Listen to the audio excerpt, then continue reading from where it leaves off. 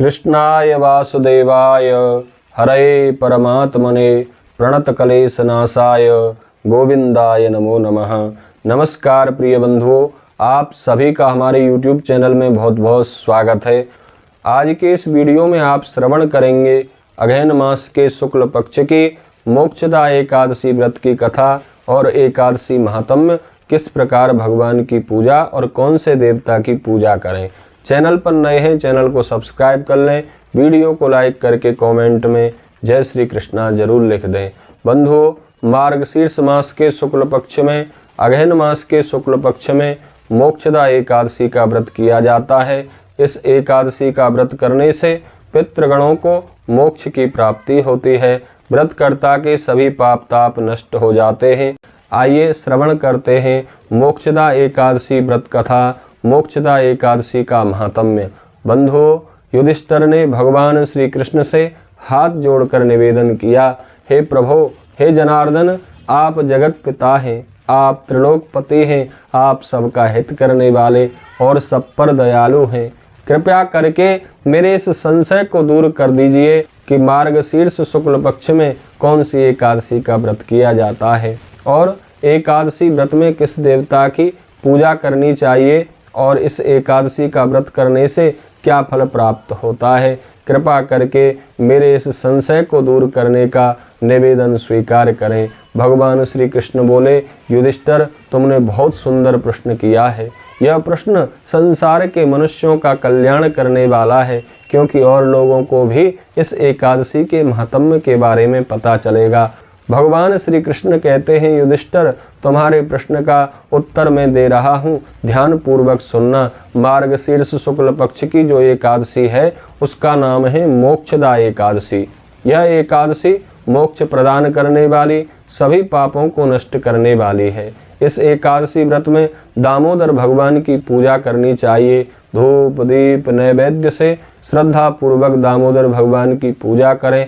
पूजा में मंजरी सहित तुलसी पत्र अवश्य ही अर्पित करें और एकादशी व्रत की कथा श्रवण करें।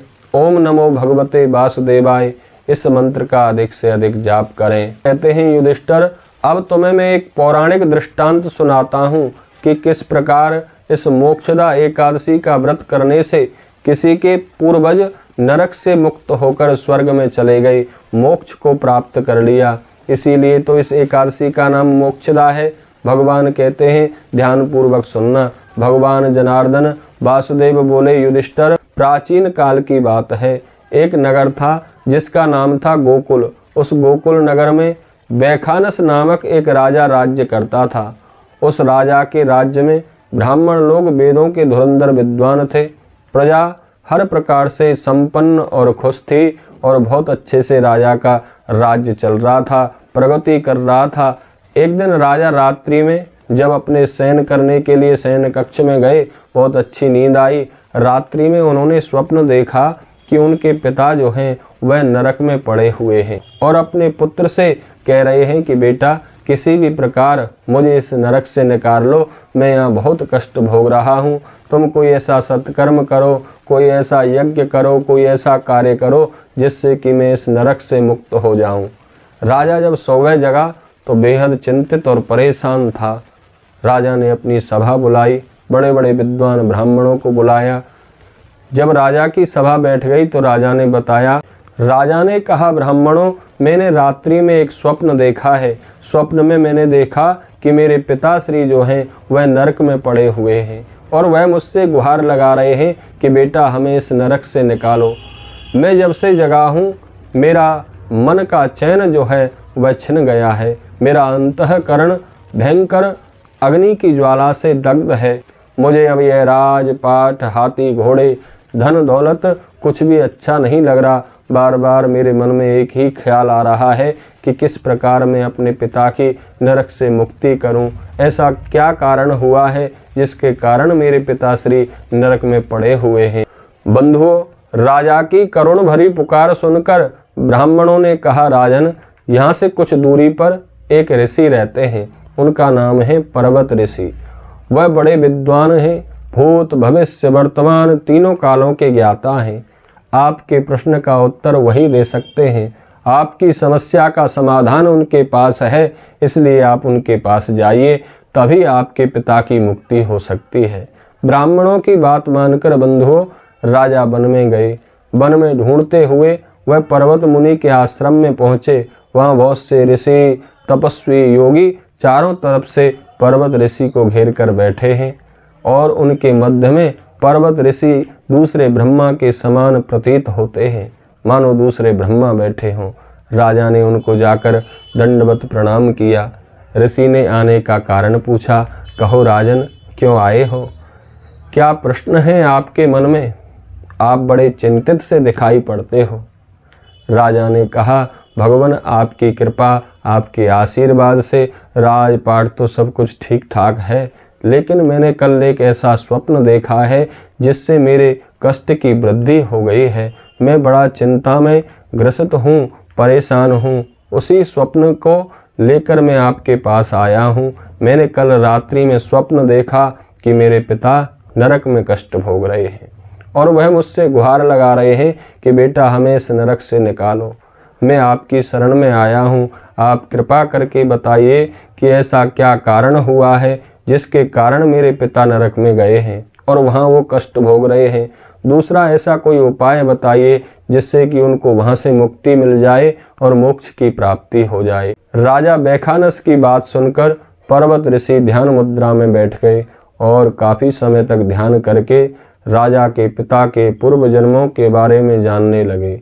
जब पर्वत ऋषि ने अपनी आंखें खोली तो कहा, राजन, मैंने आपके पिता के पूर्व जन्मों के बारे में जान लिया है।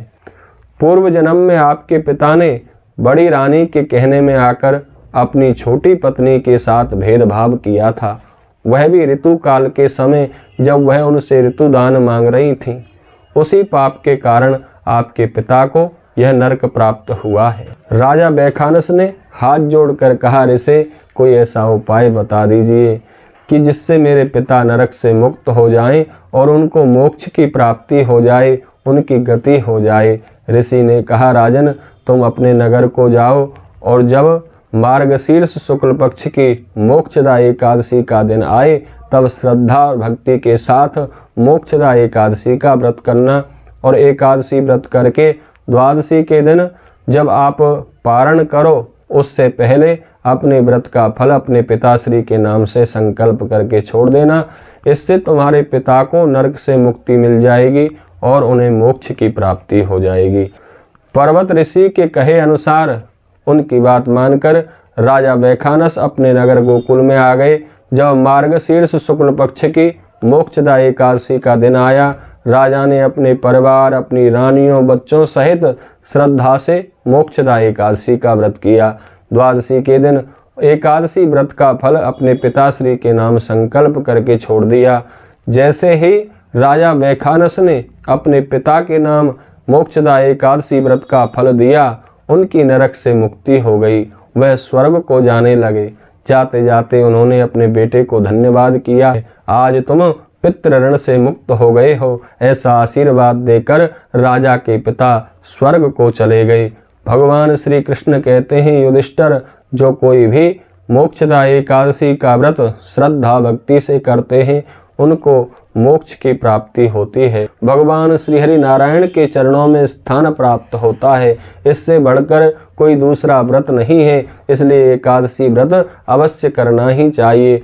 जो कोई भी इस मोक्षदा एकादशी व्रत की कथा को श्रद्धा से श्रवण करते हैं, भगवान नारायण की विशेष कृपा के पात्र बनते हैं और अंत में मोक्ष की प्राप्ति होती है। आप सभी श्रद्धालुओं को मोक्षदा एकादशी व्रत की बहुत बहुत शुभकामनाएं।